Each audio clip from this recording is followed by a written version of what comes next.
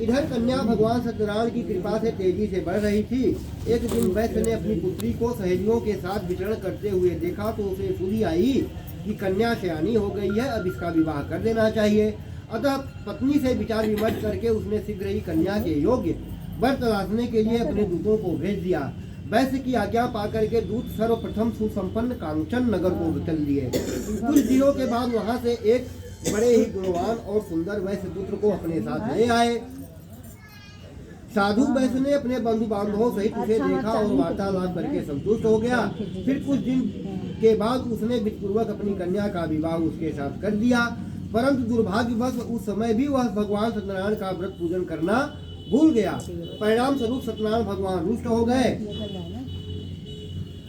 इस प्रकार कुछ समय बीत गया। वैश्य ने सोचा कि व्यापार के लिए चलना चाहिए। अपने कार्य के प्रति वह सदा ही सचेत रहता था, अतः अपने जामाता को लेकर के वह व्यापार के लिए चल दिया। इस बार वह समुद्र के समीप रत्नसार नामक सुंदर और संपन्न नगर को गया। वहां जाकर के वह अपने जामाता के साथ व्यापार में व्यस्त हो गया। इस सुंदर और संपन्न नगर में राजा चंद्रकेतु का राज्य था। उस समय अपनी प्रतिज्ञा से भ्रष्ट हुए वैश्य को भगवान सत्यनारायण ने शाप दे दिया कि हे वैश्य, तू घोर कष्ट को प्राप्त होगा। एक दिन राजा की संपत्ति चुरा करके एक चोर वहां गया जहां वैश्य साधु उसके जामाता ठहरे हुए थे। उसके पीछे राजा के सिपाही लगे हुए थे, अतः डर के मारे उसने राजा का चुराया हुआ धन वहीं छोड़ दिया और भाग गया।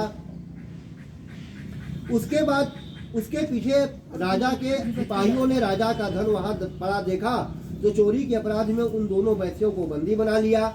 हर्षित होकर के सिपाहियों ने राजा को जाकर के बताया कि महाराज, राजमहल में चोरी करने वाले दो चोरों को हम पकड़ लाए हैं, आप देख करके आज्ञा दें।